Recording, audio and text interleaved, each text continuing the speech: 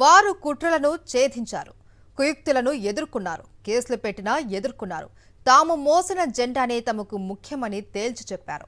కూటమి నేతల అరాచకాలకు ఎదురొడ్డి నిలబడ్డారు. వారే వైఎస్ఆర్సీపీ స్థానిక సంస్థల ప్రజాప్రతినిధులు. ఆ సైనికులతో వైఎస్ఆర్సీపీ అధినేత వైఎస్ జగన్ భేటీ కానుండడం పార్టీ క్యాడర్లో ఫుల్ జోష్ నింపుతోంది. ఎన్నో అక్రమాలు, అరాచకాలను ఎదుర్కొని ప్రాణాలకు తెగించి వైఎస్ఆర్సీపీ సైనికులు నిలబడ్డారు. తాము నమ్ముకున్న పార్టీని గెలిపించారు. ఇటీవల జరిగిన జిల్లా పరిషత్, మండల పరిషత్ ఉప ఎన్నికల్లో కూటమి నేతలు చేసిన అరాచకాలకు అంతే లేదు. బలం లేకపోయినా బరిలోకి దిగిన కూటమి నేతలు జిల్లా పరిషత్, మండల పరిషత్లను కైవసం చేసుకోవాలని తీవ్రంగా యత్నించారు. వైఎస్ఆర్సీపీ నేతలపై అక్రమంగా కేసులు పెట్టి వేధించారు. అయినప్పటికీ వారు వెనకడుగు వేయలేదు. 53 చోట్ల ఉప ఎన్నికలు జరిగితే ఏకంగా 39 చోట్ల వైఎస్ఆర్సీపీనే విజయం సాధించింది. ఇందులో ఎంపీటీసీలు, జెడ్పీటీసీల పాత్ర ఎంతో కీలకం. స్థానిక సంస్థల ఉప ఎన్నికలకు సంబంధించి ప్రకాశం జిల్లా త్రిపురాంతకంలో టీడీపీ నేతలు కీచక పర్వానికి తెరతీశారు.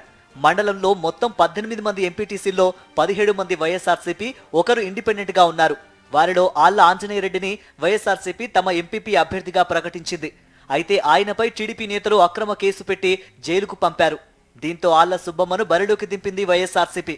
ఈ క్రమంలో టీడీపీ నేతలు సృజన అనే ఎంపీటీసీని కిడ్నాప్ చేసి 3 రోజుల పాటు ఓ గదిలో నిర్బంధించారు. టీడీపీ అభ్యర్థికే ఓటు వేయాలని బెదిరించినా ఆమె లొంగలేదు.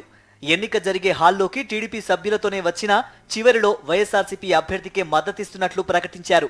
ఈ సమయంలో టీడీపీ నేత ఒకరు ఆమె చున్నీ పట్టుకుని లాగుతూ కీచక పర్వానికి ఒడిగట్టారు.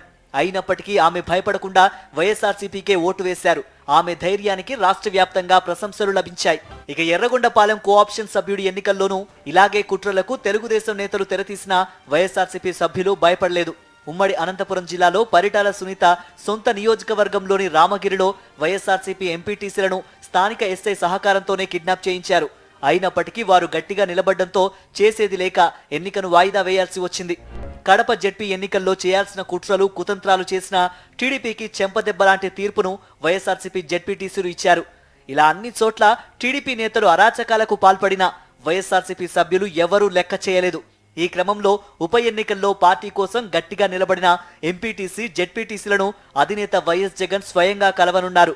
తాడేపల్లిలోని పార్టీ కేంద్ర కార్యాలయంలో జరిగే ప్రత్యేక కార్యక్రమంలో వారిని అభినందించనున్నారు. రాష్ట్ర వ్యాప్తంగా ఉప ఎన్నికలు జరిగిన జిల్లాల్లోని అన్ని స్థానిక సంస్థల నేతలతో వైఎస్ జగన్ సమావేశం కానున్నారు.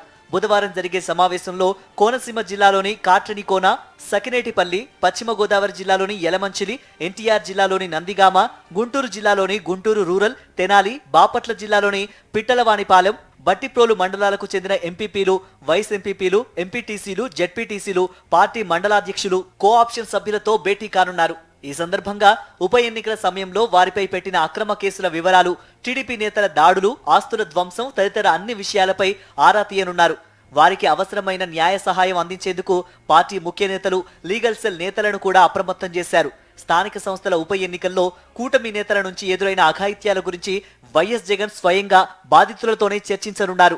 వైఎస్ జగన్ ఏర్పాటు చేసిన ఈ కార్యక్రమం పార్టీ క్యాడర్లో ఫుల్ జోష్ నింపుతోంది.